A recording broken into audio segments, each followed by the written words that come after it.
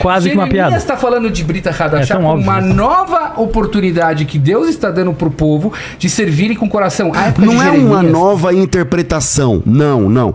É uma nova aliança, é um novo acordo, é um novo trato, é um novo pacto, é um novo mandamento, é um novo testamento. Que eu quero deixar para vocês o seguinte: nós cristãos analisamos tanto o Antigo Testamento quanto o Novo Testamento sempre na perspectiva de que Jesus de Nazaré é o Salvador. Por isso nós cristãos e os judeus estaremos diante do mesmo texto, vendo coisas distintas. Sim. Porque nós lemos a Bíblia a partir do prisma de Jesus de Nazaré. Nós entendemos que cada vulto do Antigo Testamento está de alguma forma apontando para Cristo. Nós vemos Adão, mas em Cristo temos um Adão perfeito. Nós vemos Abel, que morreu assassinado pelo seu irmão, e a Bíblia diz que o sangue dele clama desde a terra e tal. Nós cremos que em Jesus há um Abel mais perfeito. Nós cremos que Abraão está apontando para Jesus de alguma forma, porque Abraão sai da sua terra, da sua casa, ele tinha uma casa muito boa e tal, ele sai e se torna um nômade, se torna um peregrino e forma um novo povo de Deus. Nós enxergamos isso em Jesus Cristo, que deixa o seu lar para começar o novo povo de Deus. Nós vemos em Isaac, nós vemos em Jacó, nós vemos em José, nós vemos, enfim, em Noé, Jonas.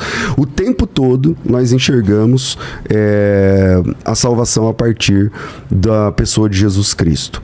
Quando eu disse que o sacrifício era o centro da fé judaica, é porque vocês, com todo o respeito que vocês merecem, o judaísmo que vocês representam não é o judaísmo do Moisés, obviamente. O Moisés não usava kippá. O judaísmo que vocês representam, inclusive, há divisões entre os judeus. Por exemplo, se você pega, por exemplo, o caraitismo, que é um tipo de judaísmo que não aceita, por exemplo, o caraíta não aceita Shibalpé, não é? Ele não aceita, por exemplo, a Torá oral. Caraíta que existia há 2000 anos atrás, não existe mais.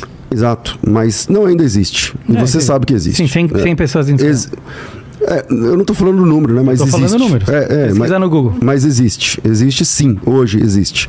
Entende? Então, para eles, por exemplo, o judaísmo que vocês representam não é o judaísmo mais próximo da lei de Moisés e tal.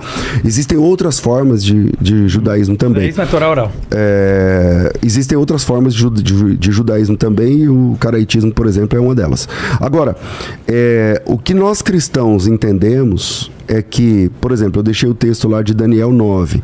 É uma pergunta complexa, porque lá está profetizada a chegada do Messias. Quanto tempo eu tenho?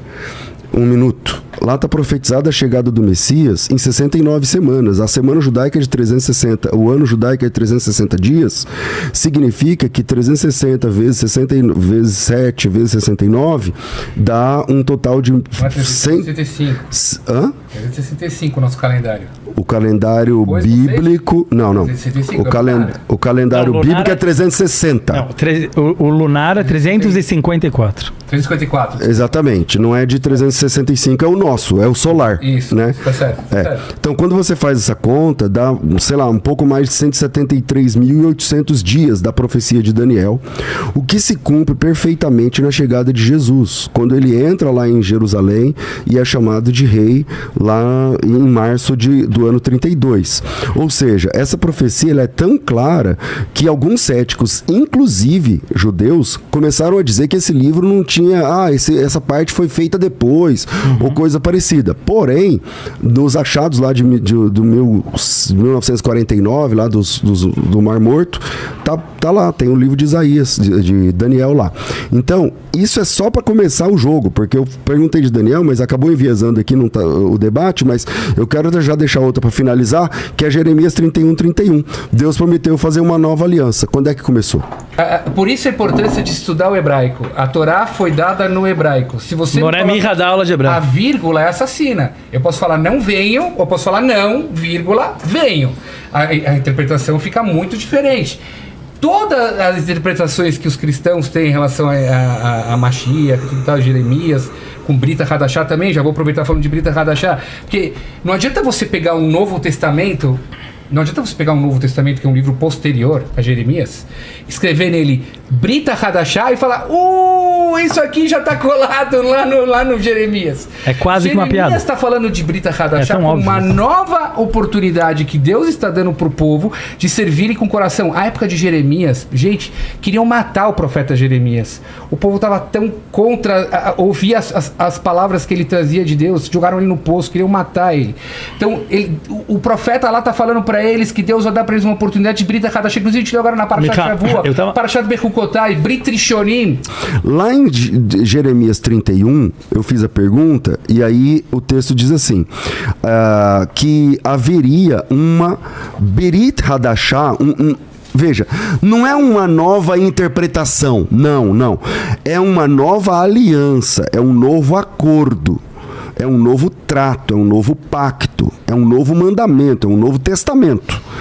E esse novo testamento está prometido em Jeremias capítulo 31, e aí ele faz, inclusive, a analogia dizendo o seguinte: não conforme o primeiro que eu fiz com os vossos pais quando saíram do Egito, não sei o que lá.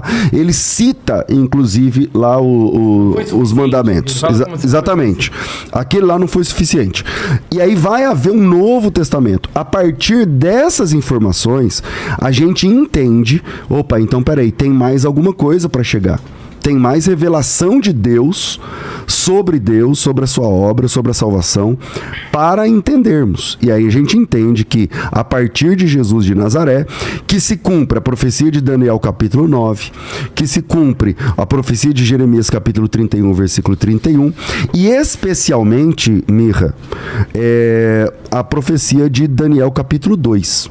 Porque o Daniel capítulo 2 tem um sonho de Nabucodonosor, e o Nabucodonosor teve um sonho da estátua, tal, ele não conseguia interpretar o sonho, e o Daniel falou para ele assim: você sonhou com o fim de tudo. Deus mostrou para você como tudo termina. E ele disse: como tudo termina? Tudo termina com um reino que jamais será abalado.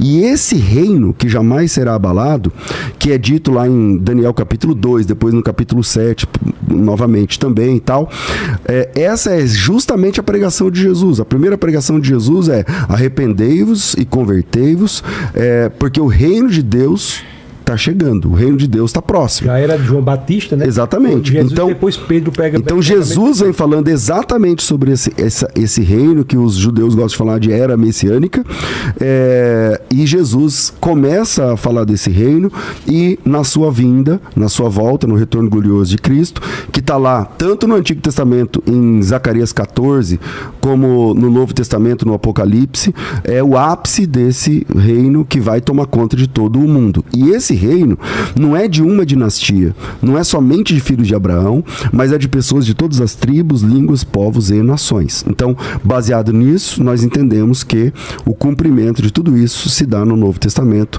na Brit Hadashah.